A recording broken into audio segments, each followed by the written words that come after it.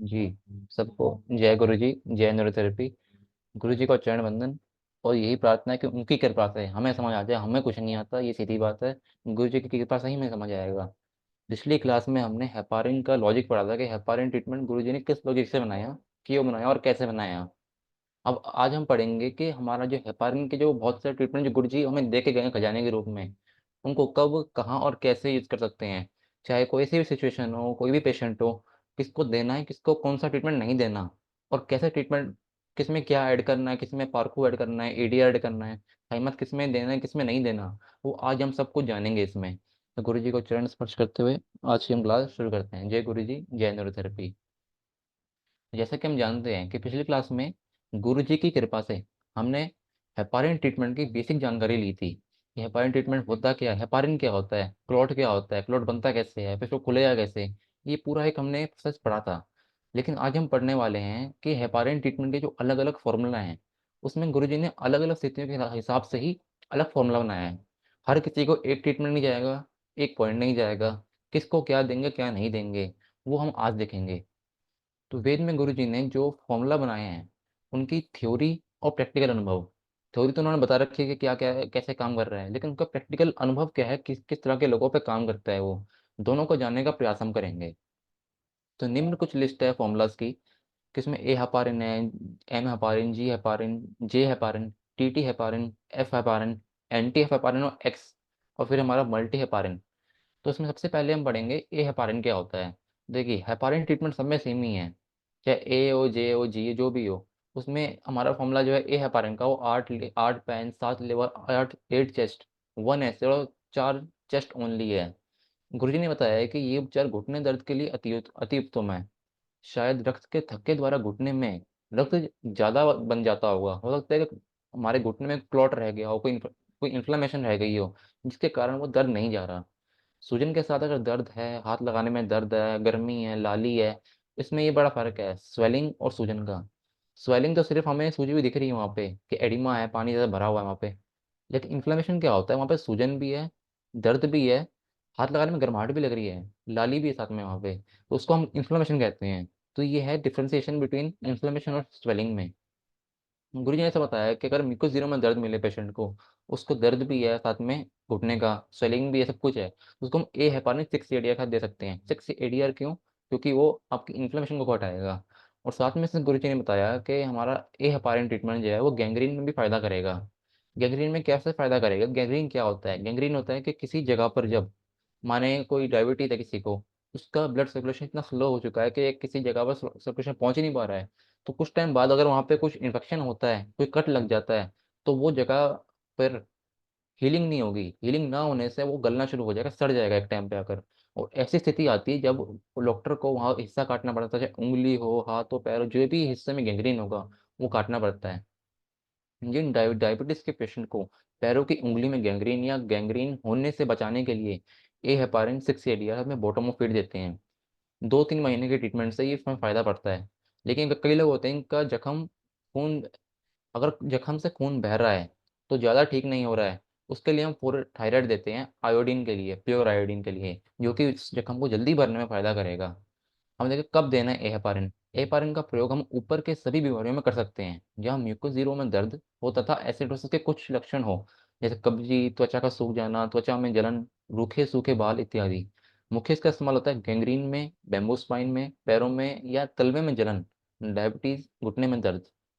अधिकांश लोगों में एहेपारिन देने से फायदा होता है, लेकिन कुछ जो डायबिटीज के मरीज होते हैं उनको 6 एरिया साथ में देने से कुछ को फायदा होगा, कुछ को नहीं होगा। अब यह पारंग का प्रैक्टिकल यूजेज क्या है, जो हमने अपने प्रैक्टिकल अनुभव में देखा है, इतने टाइम से विपिन जी ने देखा है कि प्रैक्टिकल ऐसा देखा गया है कि यदि सही डायग्नोसिस के साथ अगर हम लेफ्ट साइड की प्रॉब्लम में ए हेपारिन का इस्तेमाल करें तो बहुत अच्छे रिजल्ट देखने को मिलते हैं। इसमें हमने पहले क्या कहा कि सही डायग्नोसिस, हमें पता चल जाना चाहिए कि इस व्यक्ति को हेपारिन ट्रीटमेंट चाहिए। अगर उसको हेपारिन ट्रीटमेंट चाहिए होगा सही में, तो उसको उसी ट्रीटमेंट से, चाहे एक ही ट्रीटमेंट देंगे, 2 ट्रीटमेंट देंगे, उससे से उसको आराम आ जाएगा।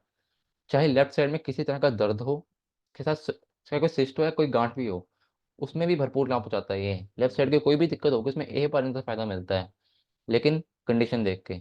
एह पारिन के साथ अगर हम 6 एडीआर भी जोड़ देंगे तो बॉडी में कहीं भी किसी तरह की कैल्सिफिकेशन होंगी या कोई स्पर होगा, मान लें हम कहते हैं कि हड्डी बढ़ रखी है किसी जगह की, चाहे गर्दन की हो, कमर की हो, या घुटने की भी क्यों ना हो, हमारा ए हेपरिन का 6 ADR देने से वो जो ऑस्टियोफाइटिस पर है वो भी खुल जाता है साथ में। लेकिन सही डायग्नोसिस और कंडीशन को देखकर देना है हमेशा। ऐसा नहीं है कि जिसको ऑस्टियोफाइट है उसको सबको ही हम 6 ADR दे देंगे, ए हेपरिन 6 ADR रोज ही दे देंगे, हर 5 मिनट में दे दिया। सब में काम करेगा या नहीं करेगा, उसकी स्थिति देखनी पड़ेगी आपको। अगर ए हेपारिन के साथ 8 लेफ्ट परकू दे देने से भी फायदा होता है। जहाँ तक हमें अनुमान लगता है कि लेफ्ट परकू देने से यहाँ क्या काम होता है, दो काम हो सकते हैं।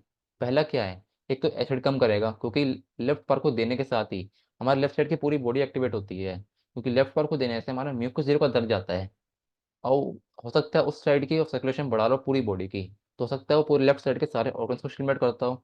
और दूसरा, लेफ्ट साइड की जो बॉडी में ब्लड सर्कुलेशन बढ़ा देगा या अधिक स्टिमुलेट करेगा। देखो, एक तो उन्होंने एसिड घटाया, लेफ्ट पार्क में एसिड कम होने से भी इसका आराम आ गया। दूसरा क्या हुआ कि एसिड कम भी हुआ, और लेफ्ट साइड की जितनी भी पूरी बॉडी थी वहां पे सर्कुलेशन बढ़, चाहे पैर हो, हाथ हो, चाहे सर भी हो। ये नहीं कि अकेला ऑर्गन के स्प्लीन म्यूकस वाला एरिया ही है, पूरी बॉडी। क्योंकि जैसे हम 15 6 8 देते हैं, 15 left sweat, 15 left medulla, 6 left sweat, 8 left park, उसमें भी बाइफर्केशन होती है। अगर राइट साइड में दिक्कत है तो हम 8 राइट पार्क को भी दे सकते हैं कंडीशन के अनुसार। तो इसी तरह अगर हम ए हेपरिन के साथ 6 ADR से पहले 8 लेफ्ट पर को देंगे तो पेशेंट को और ज़्यादा फायदा मिलता है हर किसी प्रॉब्लम में, जैसी मर्जी उसको दर्द हो या कोई दिक्कत हो। लेकिन बाकी का पूर्ण अनुमान होना चाहिए कि पेशेंट को क्या सूट करेगा क्या नहीं। कि ऐसा नहीं होना चाहिए कि पेशेंट को बीपी का मरीज भी किसी तरह का जिसको हाई बीपी रहता है, क्योंकि पी हेपरिन से जनरली डायस्टोलिक बीपी जो बढ़ा हुआ है वो कम होता है, क्योंकि उसका असर किडनी पर जाता है। लेकिन हाई बीपी में हमें ए हेपरिन नहीं देंगे, इससे पेशेंट को बीपी बढ़ सकता है। क्योंकि हाई बीपी जो है वो एलिकली डिजीज है। ए हेपरिन में एसिड पॉइंट देंगे, एसिड घटेगा, एलिकली बढ़ेगी, एलिकली बढ़ेगी तो बीपी बढ़ सकता है। सिंपल सा एक लॉजिक है, हमें ये समझना पड़ेगा। अब बात आती है ए हेपरिन, क्या गैंग्रीन के सभी मरीजों को ए हेपरिन ही देना है? इसमें कंडीशन देखनी पड़ेगी। क्योंकि अगर हम बात करते हैं कि किसी व्यक्ति को डायबिटीज़ है, तो डायबिटीज़ का मतलब है उसकी पूरी बॉडी इफेक्टेड होगी। मान लो उसके पैर बिल्कुल सुन पड़ते हैं, कई लोग ऐसे हैं जिनके पैर बिल्कुल सुन हो चुके होते हैं, उनको कुछ महसूस ही नहीं होता डायबिटीज़ के समय। उनके पैर में अगर कोई हल्की चोट भी लग गई, चोट लगने से वो जख्म भरेगा नहीं, जख्म भरेगा नहीं तो वो फैलता जाता है, इतना फैल जाता है कि उनका पूरा पैर जहाँ लगी वो तो गलेगा ही, आगे तक गलता गलाता हुआ ले जाएगा। तो उसमें हमने देखा है कि आजकल गैंग्रीन में भी शुरू में 2 पेन देने से फायदा मिलता है। चाहे इंजरी हम बिना थाइमस के दें, राउंडर वाला दें, या टो फिंगर भी दे दें सिर्फ, लेकिन शुरू में अगर हम 2 पेन देते हैं तो उसकी हाइपर एक्टिविटी देखी है हमने कि वो जल्दी रुक जाती है। हो सकता है बहुत से ट्रीटमेंट काम करते हैं, इसमें ए हेपरिन भी काम करता है। लेकिन जो हमारे अपने अनुभव में देखा है वो हम आपके साथ शेयर कर रहे हैं। गुरु जी ने वेद में लिखा है कि जिससे ब्लड सर्कुलेशन की कमी के कारण किसी हिस्से में गैंग्रीन हो रहा है, उसे तो लाभ देगा ही, लेकिन यदि किसी को किसी इंजरी के कारण किसी को हुआ हो तो उसमें भी गैंग्रीन बन सकता है। जरूरी नहीं है कि एक कारण हो, कारण बहुत सारे हो सकते हैं, हमें कारण को देखते हुए ट्रीटमेंट देना है। तो इसके साथ अगर किसी को लो बीपी है, लो बीपी के कुछ पेशेंट को इससे फायदा हुआ है, ऐसा नहीं है कि सभी को लो बीपी में फायदा हुआ है, लेकिन कुछ ट्रीटमेंट में उनको फायदा मिला है इससे ए हेपरिन से भी। और हम शॉर्ट में बात करें, संक्षेप में बात करें कि ए हेपरिन क्या काम करता है, तो ए हेपरिन क्या है, लेफ्ट साइड की कोई भी दर्द हो जो हमारे एसिड ट्रीटमेंट से या फिर कोई भी अन्य ट्रीटमेंट से ना जा रहा हो जो एसिड का कम करते हैं, इससे कोई रिलेटेड ट्रीटमेंट हो उससे भी ना दर्द जा रहा हो और बार बार दर्द आ रहा हो, तो ऐसी स्थिति में हम चाहे ए हेपरिन से आंख बंद करके भी देंगे तो उससे भी आराम आ जाएगा। तो ये होगी ए हेपरिन की बात, यानी कि एसिड हेपरिन। ए हेपरिन की पूरी फुल फॉर्म है एसिड हेपरिन, जो हमारे हमने मेन देखा लेफ्ट साइड में पूरा काम करता है। काम वो पूरी बॉडी में करेगा, कंडीशन के अनुसार करेगा। अगला आता है एम हेपरिन। एम हेपरिन में भी गुरुजी ने बहुत अच्छा बताया है इसमें कि इसका जो फॉर्मूला है, इसमें हम शुरू में 6 मेडुला देते हैं। 6 मेडुला देकर हेपारिन देने से देखा गया है कि जिन बच्चों को मेनिंजाइटिस या हाइड्रोसेफलस है उन्हें काफ़ी आराम होता है। इसीलिए सोचा जाता है कि ये हाइपोथैलेमस के द्वारा ब्रेन के थर्ड वेंट्रिकल को खोलने में समर्थ है। जब कोई तेज बुखार के बाद ब्रेन के परतों में इन्फ्लेमेशन आ जाती है उसे हम मेनिंजाइटिस कहते हैं। साधारणतः मतलब कॉमनली ब्रेन में सेरिब्रोस्पाइनल फ्लूइड यानी कि सीएसएफ लेटरल वेंट्रिकल से इन्फ्लेमेशन से निकलकर 3 नंबर के वेंट्रिकल में पहुंचता है और वहां से 4 नंबर के वेंट्रिकल में जाता है, लेकिन ब्रेन में इन्फ्लेमेशन होने के कारण वह फ्लूइड 3 नंबर के वेंट्रिकल से निकल नहीं पाता और ब्रेन में जमा होना शुरू हो जाता है। जमा हुआ उस पानी का दबाव ब्रेन के दूसरे हिस्सों पर पड़ने से उस रोगी को फिट भी आते हैं। ब्रेन में पानी को जम जाने को हाइड्रोसेफलस कहते हैं। तो एमहेफ्रिन क्या करता है, एमहेफ्रिन से हम ब्रेन में सीएसएफ के संचार में जो रुकावट है, जो ब्लॉकेज है, उसे ठीक करते हैं। और 6 डी साथ में देंगे तो ये इन्फ्लेमेशन में भी बहुत लाभ देगा और ब्रेन के सूजन को कम कर सकता है। हाँ, पैरालिसिस के रोगी को एमहेफ्रिन देने से बहुत लाभ होता है और पिछले 40 साल से हजारों पेशेंट, 40 साल तो खैर अब 60 साल 80 साल हो चुके होंगे क्या पता, हजारों पेशेंट पर ये उपचार दिया गया और इसका असली कारण शायद इस प्रकार है।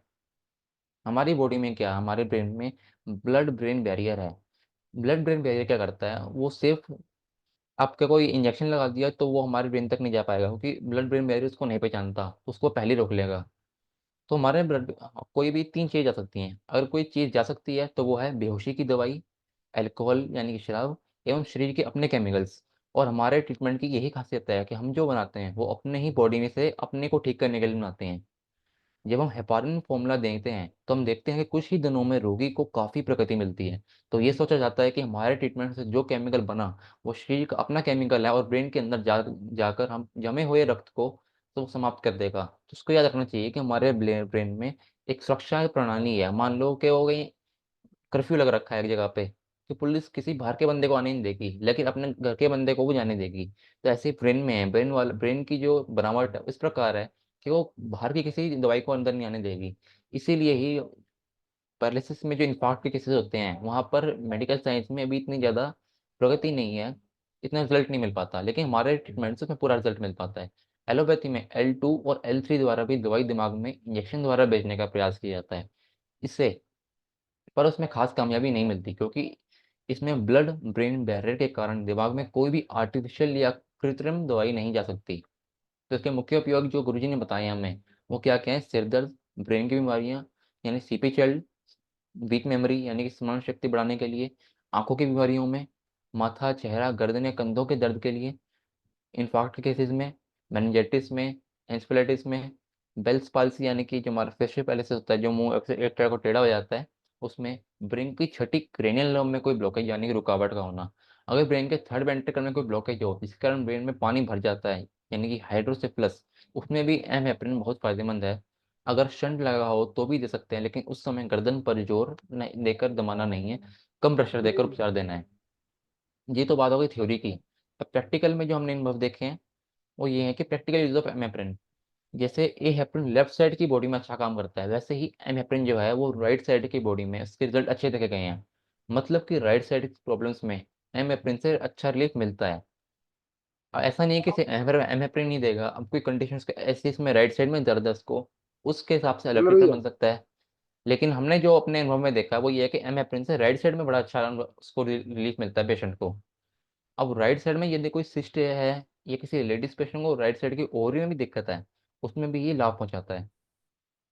एमेप्रिन का एक और बड़ा प्रैक्टिकल यूसेज है जिसे सबको ट्राई करना है। यदि पल्स लो है और बीपी हाई है तो उसमें भी एमेप्रिन देने से बीपी नॉर्मल होता देखा गया है। लेकिन ये प्रैक्टिकल एक नॉलेज है अभी, ये जो लो पल्स और हाई बीपी वाला इसको हमें ट्राई करना है अलग अलग पेशेंट पर जो कि नॉर्मल स्थिति में हो। ऐसा नहीं कि सीवियर पेशेंट पर जाकर हम सीधा दे दें, उसके में पूरी नॉलेज होनी जरूरी है पहले।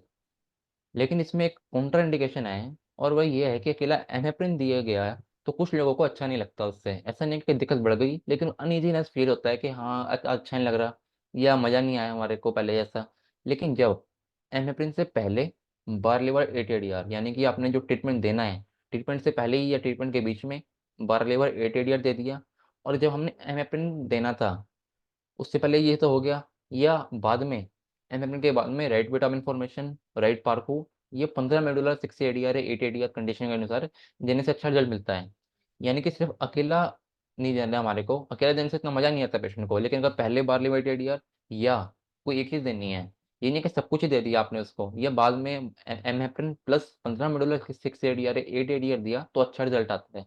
लेकिन इसमें ध्यान रखना है कि देनी कोई एक ही चीज है, ये नहीं है कि आप सोचो किसको अच्छा रिजल्ट आ जाएगा इससे हम सब कुछ दे देते हैं, राइट विटामिन फॉर्मेशन भी, परखू भी, बारले वाइट एडीआर भी।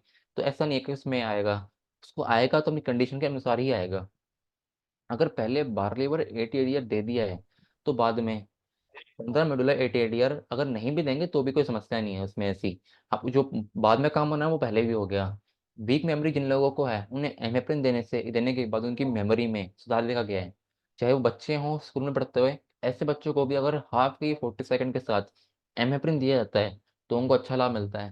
चाहे कोई बुजुर्ग हो जिसको ब्रेन से रिलेटेड कोई दिक्कत हो, उसको भी अच्छा लाभ मिलता है इसमें। लेकिन ये ध्यान रखना है कि सिर्फ एमिप्रिन देने से फायदा नहीं होगा, उसकी जो पेट है, डाइजेशन है, वो भी ठीक करना है, विटामिन की कमी भी ठीक करनी है, क्योंकि B12 का बड़ा रोल है इसमें ब्रेन में। और एज रिलेटेड कोई डिजनरेशन है, कोई व्यक्ति एजेड है, उसको दिमाग की कोई समस्या है सही में, तो उसके कारण आई हुई समस्या को ध्यान में रखते हुए हमें ट्रीटमेंट अलग देना है उसका। और इसमें है कि डिप्रेशन के कई सीवियर केसेस में, जिनको बहुत ज़्यादा डिप्रेशन है, कोई ट्रीटमेंट से आराम नहीं आ रहा, ऐसे में भी एमिप्रिन देने के बाद बहुत ही ज़बरदस्त रिजल्ट देखने को मिला है। कि जिसको सेरोटोनिन से भी आराम नहीं आया, उसको एमिप्रिन देने के बाद ऐसा लगता है जैसे इसको खुद बोलते हैं पेशेंट कि ऐसा लग रहा है कि हमारा दिमाग खुल गया इस ट्रीटमेंट के बाद। और साथ के साथ बोलते हैं वो, राइट साइड के हेडेक में भी एमिप्रिन से फ़ायदा मिलता है। वो कोई राइट साइड की जब हम बॉडी की बात करते हैं तो एमिप्रिन इसमें भी काम करता है। सीपी चैल्ड के कुछ केसेस इसमें इंजरी की हिस्ट्री रही है, कि पता चला कि हाँ ये इसमें कोई इंजरी रही है, डिलीवरी के टाइम कुछ ऐसा हुआ जिससे कोई इंजरी आई है ब्रेन ब्रेन में। ऐसे में काफी दिन तक, ऐसा नहीं है कि हमने 10 दिन दे दिए, 15 दिन दे दिया तो काम खत्म हो गया, ऐसा नहीं है। कई लोग, बच्चों को महीना 2 महीना लग सकता है इसमें इंजरी ट्रीटमेंट देते देते। तो जब हमने लंबे समय, काफी टाइम तक इंजरी ट्रीटमेंट दे दिया और हमें इसका रिजल्ट अच्छा मिल गया, रिजल्ट मिलने के बाद जब हमने एमिप्रिन देना स्टार्ट किया, तो ऐसा देखा गया कि सीपी चाइल्ड के बच्चों में बहुत अच्छे चेंजेस आते हैं। मतलब कैसे कहेंगे कि दिमागी हिस्से उनका ओपन हो गया, अच्छा बूस्टअप हो गया, उनको मिल गया एक। इसमें भी काम करता है सीपी चाइल्ड में भी एमिप्रिन। तो अब आता है जी हेप्रिन।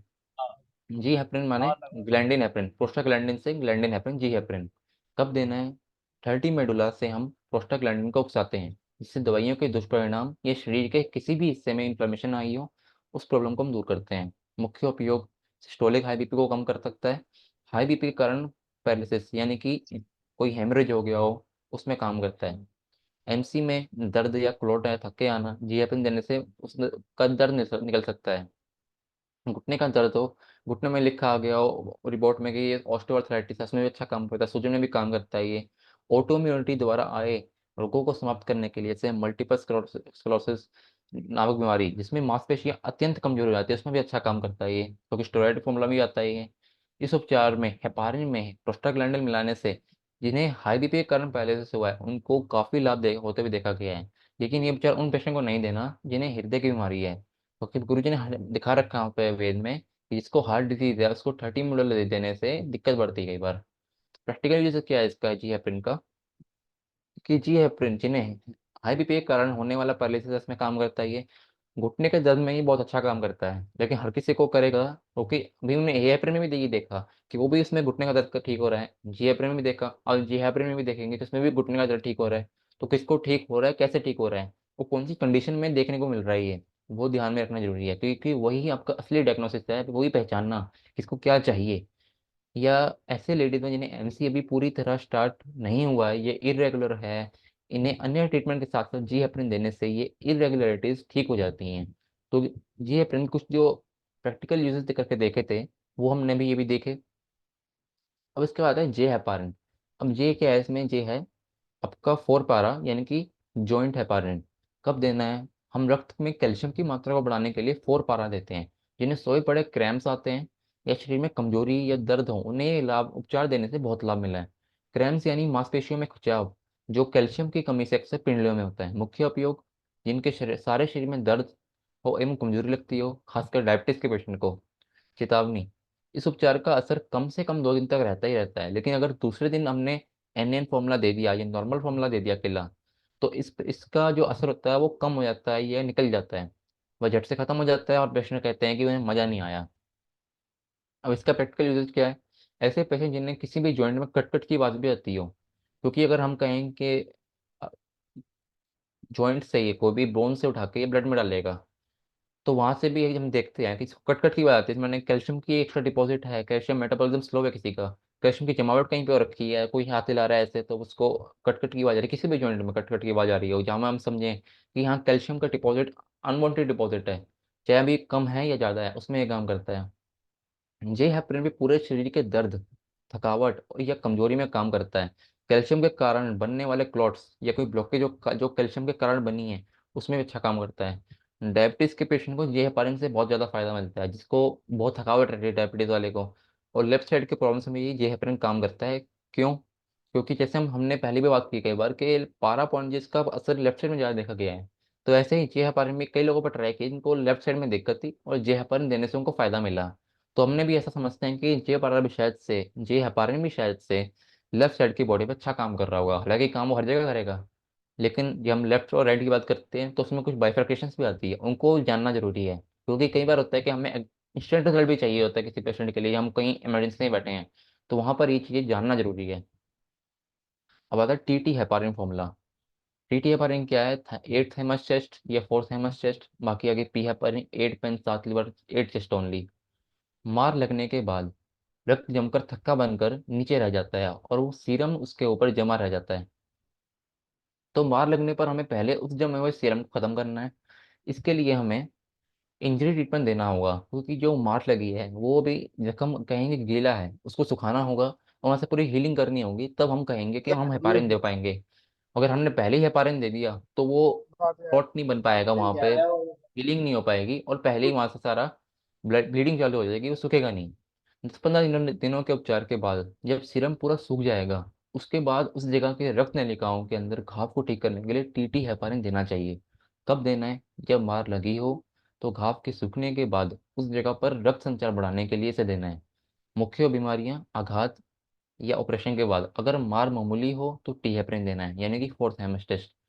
अगर मार ज़्यादा गहरी हो तो 4 थैमस टेस्ट की जगह 8 थैमस टेस्ट देना जरूरी है, अच्छा है। लेकिन टीटी हेपारिन या टी हेपारिन जो भी हो, घाव सूखने के बाद ही देना है। इस पर गुरु जी का एक कहानी भी है कि एक बार क्या होता है, कोई थेरेपिस्ट होता है, वो किसी पेशेंट को थेरेपी दे रहा था। उसको थी कोई जख्म था, कोई क्लॉट था, या फिर कोई कट लगा था, मार लगी हुई थी, और उसमें उसने हेपारिन ट्रीटमेंट दे दिया। और हेपारिन ट्रीटमेंट देने के बाद वहां से ब्लीडिंग फिर से चालू हो गई। उसने बताया गुरुजी देखो ऐसे ऐसे हो गया, तो गुरुजी ने कहा देखा, मैंने कहा था ना कि यहाँ पे हेपारिन बन रहा है, ये इससे प्रूफ होता है कि हमारे ट्रीटमेंट से हेपारिन फॉर्मूला बन रहा है, हमारा हेपारिन जो केमिकल बन रहा है, और वो किसी भी तरह के ब्लॉकेज या रक्त के थक्के को खोल सकता है। तो इसलिए मैंने बताया आपको, ताकि आपको पता चले कि जब सीरम सूख जाएगा तभी हमें हेपारिन फॉर्मूला का यूज़ करना है। ऐसे पेशेंट जिन्हें कभी चोट लगी हो और हम 10-15 दिन इंजरी ट्रीटमेंट दे चुके हों, ऐसे लोगों को जब वही चोट का दर्द बार बार आए तो हम टीटी हेपारिन देकर उसे ठीक कर सकते हैं। कुछ दिन टीटी हेपारिन देकर नेक्स्ट इंजरी ट्रीटमेंट फिर से देने से दर्द ठीक हो जाता है। ऐसी प्रैक्टिकल एक्सपीरियंस है। ये ट्राई करने वाली चीज़ें हैं, जब हम ट्राई करेंगे तो हमें एग्जैक्ट पता चलेगा किसको काम कर रहा है, किसको जल्दी आ रहा है, किसको जल्दी फर्क नहीं पड़ रहा। तो याद रखिए, चोट लगी, कोई भी ऐसी चोट हो जो अंदरूनी हो चाहे बाहरी हो, लेकिन उसमें पहले जरूरी है कि 10 से 15 दिन देना ही हमें इंजरी ट्रीटमेंट है, उससे पहले नहीं देना। क्योंकि अगर हो सकता है अगर वहाँ पे पूरी हीलिंग ना हुई हो और हमने हेपारिन ट्रीटमेंट दे दिया पहले ही, तो उसका दर्द वापस आ जाएगा, उसकी दिक्कत उतनी की इतनी रह जाएगी। नुकसान तो नहीं होगा हमारे ट्रीटमेंट से, लेकिन दिक्कत फिर से आ जाएगी। तो फिर से ना आए, इसलिए हम प्रिकॉशन लेते हुए चलना साथ साथ में, पूरी नॉलेज के साथ साथ। फिर आगे आता है एफ अपारन और एंटी एफ अपारन। इनके बारे में पूरी तरह जानकारी नहीं है अभी वेद में भी कहीं भी। इससे पीटी अपारन भी आता है, जो हम इंफार्क्ट के केसेस या हेमरेज में ज़्यादा यूज़ करते हैं। फिर आता है एफ अपारन। एफ अपारन क्या है? Fibrinolysin heparin. 18 pain 7 liver 8 chest only.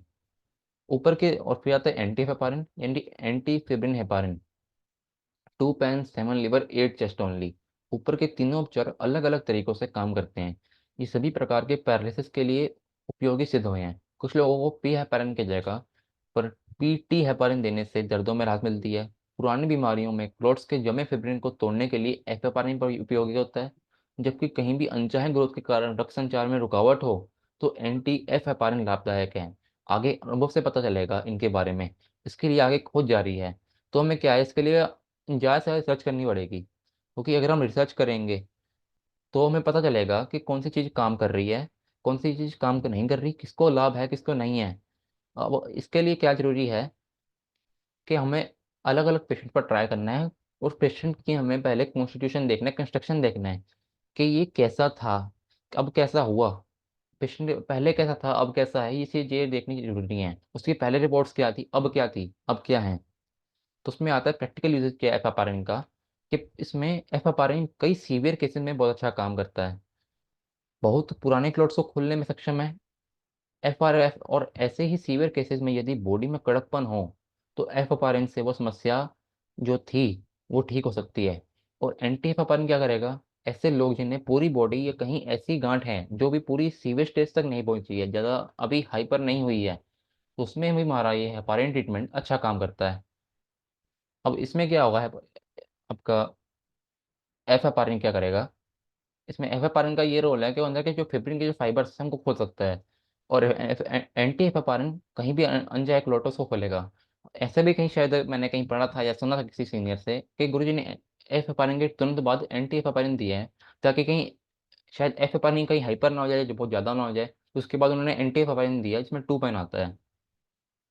अब इसके आता है एफ एक्सेपारिन। एक्सेपारिन क्या होता है कि इसमें 10 medulla, 8 pain, 7 liver, 8 chest only. 10 medulla से हम वेगस नर्व यानी 10 नंबर की क्रेनियल नर्व को एक्टिवेट करेंगे, जो हमारे ऑब्डोमेन की सभी ग्रंथियों को एक्टिवेट करेगा। 10 नंबर की क्रेनियल नर्व पेट की एसिड को 3 गुना बढ़ा सकता है। ये उपचार पाचन संस्थान की सब जगह में रक्त के थक्कों को, रुकावट को दूर करने के लिए दिया जाता है। कब देना है? जब पैन या गैस के कुंड में दर्द हो तो देना। मुख्य बीमारी एब्डोमेन की सभी ग्रंथियों को साना एवं पाचन संस्थान में रक्त के थक्कों को दूर करने के लिए। और इस पर अभी शोध जारी है, रिसर्च जारी है इस पे अभी, तो इस पे एग्जैक्ट अभी प्रैक्टिकल अनुभव पूरा नहीं है इस पे अभी।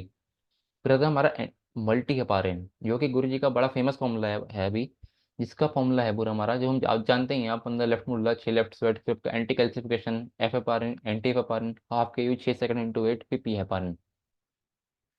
इसमें गुरुजी ने कौन सा पॉइंट क्यों दिया? जब भी कहीं रक्त नहीं पहुंचे तो उसका एक कारण यह है कि वहां की नलिकाएं कंस्ट्रिक्ट हो चुकी हैं। ये तजुर्बा है कि 15 लेफ्ट मिडुला और 6 लेफ्ट स्वेट से नलिकाएं या स्फिंक्टर खुल जाते हैं।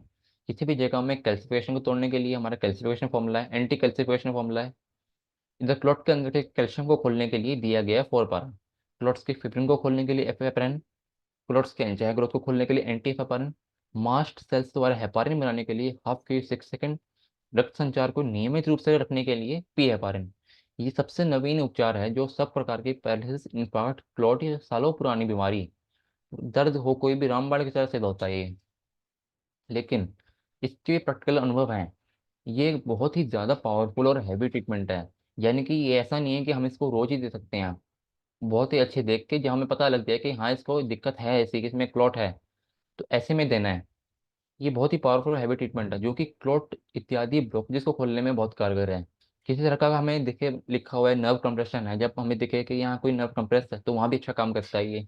कहीं दिखे कि नर्व नैरो लिखा हुआ है या कि नर्व कंस्ट्रिक्ट है, तो वहाँ भी मल्टी अपारन काम करता है।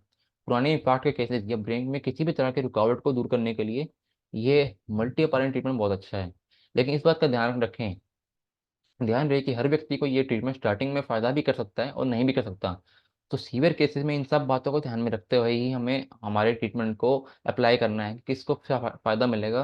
कहीं ऐसा ना हो कि हम पेशेंट का फ़ायदा ही चाहते हैं लेकिन उसको कई बार होता है कि उसको फ़ायदा ना हो कि उसको कमज़ोरी आ जाती है क्योंकि शरीर में रॉ मटेरियल नहीं है।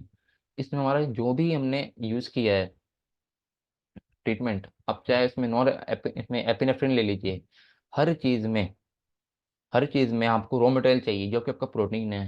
चाहे आपका 7 लीवर, 8 चेस्ट, 10 ADR के भी आपको रॉ मटेरियल चाहिए। हेपारिन ट्रीटमेंट जो आपको यूज़ होगा उसमें भी आपको रॉ मटेरियल चाहिए ही चाहिए। तो ये ऐसा नहीं है कि हम रोज़ दे दें, रोज़ नहीं देना है इसको। अगर उसकी कंडीशन ऐसी है तो आप कंडीशन देख कर परख कर चाहे किसी की सलाह दे लेकर दीजिए, क्योंकि ऐसा नहीं करना कि हमारे को उसका रॉ मटेरियल बिल्कुल ही खत्म कर दें। क्योंकि आपका जैसे मल्टी विटामिन फॉर्मूला है, मल्टी हेपरिन है, वेटरनियन गोल है, LFB है, 125 DCC है, ये आपकी विड्रॉइंग है। ये विड्रॉ करते हैं आपके रॉ मटेरियल को। और NaN देने से आपका जो रॉ मटेरियल है वो डिपॉजिट होता है। तो हमें ये ध्यान रखना है कि उससे पहले हमारे को रॉ मटेरियल का ट्रीटमेंट देना जरूरी है, पहले भी और बाद में भी, ताकि कोई समस्या ना रहे किसी भी पेशेंट को, चाहे वो नॉर्मली क्यों हो, चाहे वो सीवियर ही क्यों ना हो। इसमें एक बात और ध्यान रखिए कि कई बार क्या होता है कि जो अर्थराइटिस के पेशेंट होते हैं उनको शुरुआत में जो हेपारिन फॉर्मूला देने से एकदम से दर्द बढ़ता है। मान लीजिए आपने सोचा कि इसको तो इन्फ्लेमेशन पूरी बॉडी में है, तो क्यों ना इसको ए हेपारिन दे देते हैं 6 ADR के साथ। बात ठीक है आपकी भी कि इसको ब्लॉकेज है पूरी बॉडी में, सूजन है, तो ए हेपारिन तो आपका ब्लॉकेज खोलता है और सारे ब्लड सर्कुलेशन को बढ़ाएगा, आपकी सूजन भी कम करेगा। लेकिन कई ऐसे लोग हैं जिनको बॉडी में बहुत ब्लॉकेज होते हैं, तो ऐसे लोगों को डायरेक्टली हेपारिन फॉर्मूला ना देकर कुछ दिन तक पहले 2 पेन इंटू 6 पे चलाइए।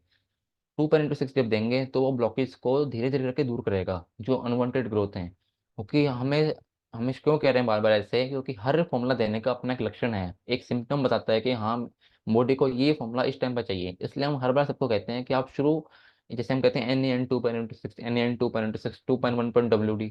क्यों बोलते हैं? कि उस जगह को क्लियर करने के लिए ज़्यादा से ज़्यादा जितना वो क्लियर होगा हमारा ट्रीटमेंट उतना ही अच्छा काम करेगा। इसलिए आजकल ट्यूब पेन से बहुत लाभ देखा गया है। ध्यान रखिएगा, ये सिर्फ कोई हमारा बोलना नहीं है कि हेपारिन फॉर्मूला दे दिया मैंने, आज तो मैंने ये वाला हेपारिन दिया, कल मैंने वो वाला हेपारिन दिया, कल मैं वो दूंगा। कई पेशेंट, कई और थेरेपिस्ट से बात करो तो वो बोलेंगे हमने तो ये हेपारिन दिया। वो से हेपारिन ट्रीटमेंट नहीं है, वो हमने केमिकल बनाया है, बल्कि केमिकल है। और हमें इस बात का ध्यान रखना चाहिए कि हम केमिकल बना रहे हैं बॉडी में। ये कोई खेल नहीं है कि हम कुछ भी दे दें, कभी भी दे दें। ये हेपारिन ट्रीटमेंट हमने 2 3 3 बार दे दिया। उसकी स्थिति कैसी थी, क्या था, उसको क्या नहीं था, किसी को चाहिए किसी को नहीं चाहिए, कि हमारे ट्रीटमेंट से क्या क्या कर रहे हैं हम, क्या हो सकता है, ये हमें पता होना चाहिए अच्छे से कि हम जो ट्रीटमेंट अभी देंगे उसका क्या रिजल्ट आने वाला है। और ये पता होना चाहिए कि हमारे को खुद को विश्वास होना चाहिए पहले कि हमने जो ट्रीटमेंट दिया है वो हेपारिन ही बना रहा है। उसके अलावा पेशेंट जब पूछे तो उसको भी हम जवाब दे सके तो हाँ, कि हमारा ट्रीटमेंट तुम्हारी ब्लॉकेज खोल सकता है, ये इसमें काम करेगा। कैसे करेगा वो हमने पहले भी देखा है कि ये कैसा काम कर सकता है। तो हमेशा ये बात ध्यान में रहनी चाहिए कि हम जो भी ट्रीटमेंट दे रहे हैं, चाहे LFP हो, जो मर्जी केमिकल ट्रीटमेंट हो, वो केमिकल बना रहा है, इसलिए इसका नाम गुरुजी ने ये केमिकल के नाम से रखा है फॉर्मूला। तो किसी रिजल्ट भी देखा है आपने, तो इस बात का ध्यान रखना चाहिए हमेशा। तो आशा है कि आपको हेपारिन फॉर्मूला के जो बाइफरकेशंस गुरुजी ने दिए थे हमारे को, भिन्न भिन्न तरीके के जो फॉर्मूला दे गए हैं गुरुजी, खजाना छोड़ के चले गए हैं हमारे लिए, वो हमें गुरुजी की कृपा से समझ आ गए होंगे। क्योंकि ये समझ आना क्यों जरूरी है, कि कभी भी कोई पेशेंट आए हमें बार बार हम उसमें भटके ना कहीं भी, कि हम क्या करें क्या नहीं करें। उसको हम देखें, परखें, डायग्नोस करें, उसका पेन पॉइंट देखें, कंडीशन देख लें, उसकी हिस्ट्री देख लें।